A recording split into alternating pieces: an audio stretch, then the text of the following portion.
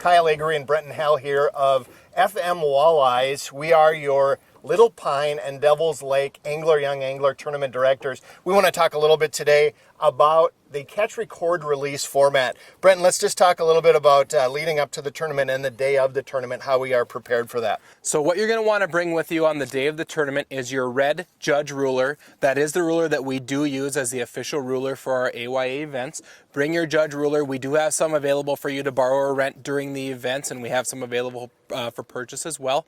Also, you're going to want to prepare for the event by having a camera that will put the pictures onto a standard size SD card, not a micro card, but we need that a camera that will put the pictures onto a standard card. From there, the morning of the tournament, we're going to deliver a bag to you at the launch, and that bag is going to have your SD card for that day.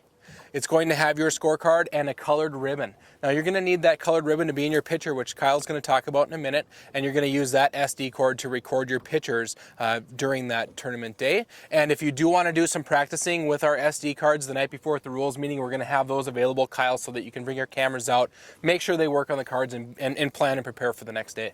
Yep, we want to be prepared the morning of the tournament. Once we get out on the water, hopefully we see our anglers catching a lot of fish, and that's what we want to do. The intention of this tournament and this tournament format is to get the fish landed and in the boat, to get them measured, recorded, and released as quickly as possible. So the process is going to look like this. That walleye will first be taken out of the net and unhooked. We're going to lay that out on the judge ruler. We want a photo of one of the team members holding that fish on the judge ruler. Now it's important that we can see the nose of that fish touching the bump on the bottom end of the ruler, and then also where we can see the tail in terms of getting an accurate measurement and verifying that measurement. You can take as many photos as you would like. Once you get one you're satisfied with, then what we're going to do is we're going to take a hero shot. That indicates to us as tournament directors that we have the end of one fish and we can look for a new fish after that. A hero shot is simply a shot with one of the team members, preferably one who caught the fish, holding that fish. Once we get the hero shot, we immediately release that fish into the water, and hopefully that process is done as quickly as we possibly can.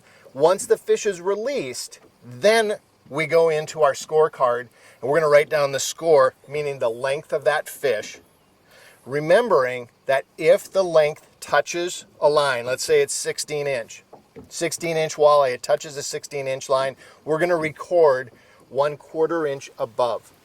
So if it touches 16 inches, we're going to record that fish as 16 1/4.